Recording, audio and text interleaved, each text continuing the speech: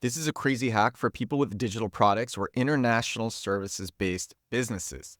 If you have a digital product that can be translated or a service-based business in different countries with different languages, this episode will be inspiring. It is an amazing hack that I thought of that I'm going to be doing when my own product, Compact Keywords, comes out. Compact Keywords is a program for how I do SEO.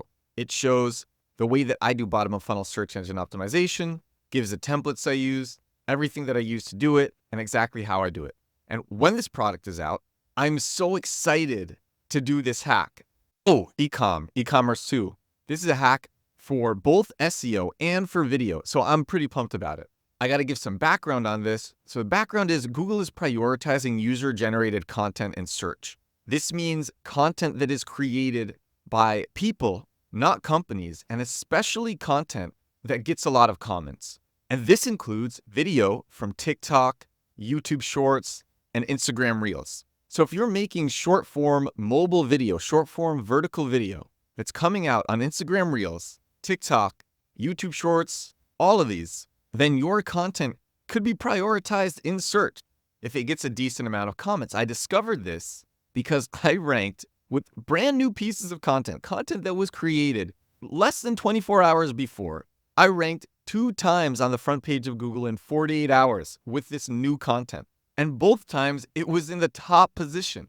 I saw Ryan Reynolds speak at the Forbes Iconoclast Summit. Ryan Reynolds, Michael Strahan, Lindsey Vonn, president of Blackstone, so many other big people. It was a huge event. I've talked about it before. I made a video showing Ryan Reynolds' marketing strategy. And I wrote Ryan Reynolds' marketing strategy at the beginning of the description. I put up the video. 12 hours later, the video was ranking #1 for Ryan Reynolds' marketing strategy. I made a video about link echoes in SEO. How if you get backlinks and those backlinks are deleted, Google will still remember that you got those backlinks and will count them for you. These are called link echoes. I did this, and when you Google link echoes SEO, my videos are there. And I discovered this because I noticed that my videos had been ranking for lots of keywords, lots of things that the videos were on when I wasn't even trying to do SEO with the videos. And so now that I discovered this, I'm very conscious about putting keywords at the beginning of the description for my videos. Finding relevant keywords, I make the videos first, and then I say, what keyword would fit for this? And then I'll put a keyword at the beginning of the description for that short form mobile vertical video. If the video gets a good amount of comments, it shows up on Google. So all you have to do is try to make great content, find a relevant keyword, and put that keyword at the beginning of the description. So that's the background. And here's the idea. So first you need to be making videos to do this. Short form, mobile vertical videos. I have a guide on how to do this if you want to get started. You can just go to edwardsturm.com. And then if you're on desktop, you'll see the guide pinned to the header. It's called My Exact Social Media Posting Strategy. Or if you go to my articles section, edwardsturm.com/articles, My Exact Social Media Posting Strategy will be near the top. I'll also include this link in the description for the podcast. So you got to be making videos to do this because Google is prioritizing video content if it gets a good amount of comments in search. So I'm going to start with a language that I believe I have a big audience in, and that's Hindi.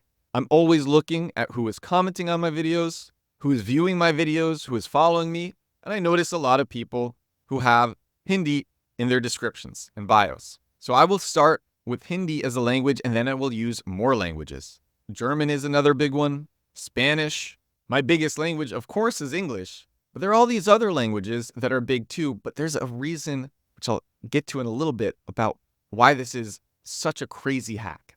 Okay, so you pick your language, then hire a translator from the language that you choose. I'm just going to use Fiverr or Upwork. I've done this before, and then I'll have somebody vet the person that I hire.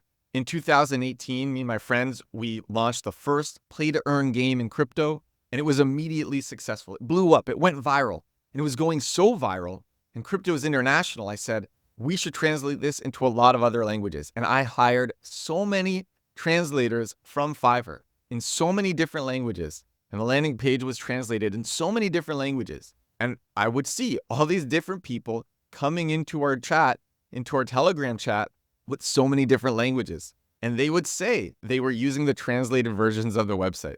So I hire a translator, then I'll translate the product and the product landing page. If there's any other pages for the product, those will be translated as well. Then I'll create social accounts in the new language, accounts on Instagram, TikTok, YouTube in the new language. Now, here's where it starts to get crazy. There are tons of AI tools that can do lip dubbing in other languages. I use Descript. It doesn't have that yet, but it will probably have it soon. Captions.ai already has it. You can just Google LipDub AI language translator and see dozens of apps that do it. LipDub.ai is another. There's lots of others.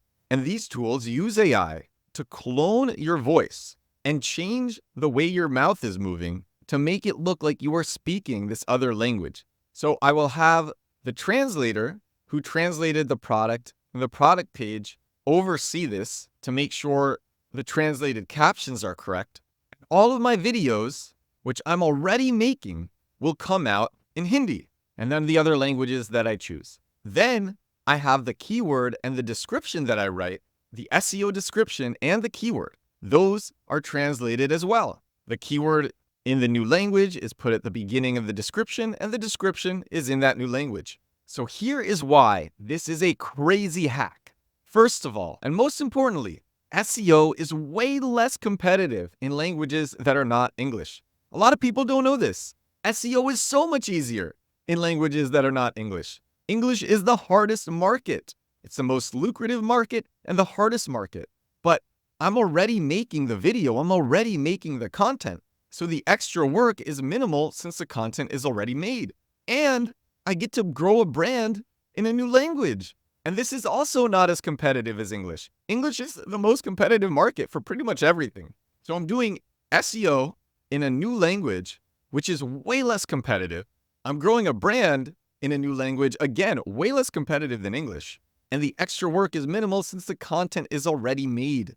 And if your videos are not primarily in English, or your brand is not primarily in English, you could do it with English. You can have your videos translated into English and your keywords and descriptions translated into English or other languages, lots of other languages. The things that make this idea so appealing is that SEO is so much less competitive in other languages. And this AI translator lip dubbing technology is fairly new, but also works pretty well. And Google is heavily prioritizing user-generated content in search.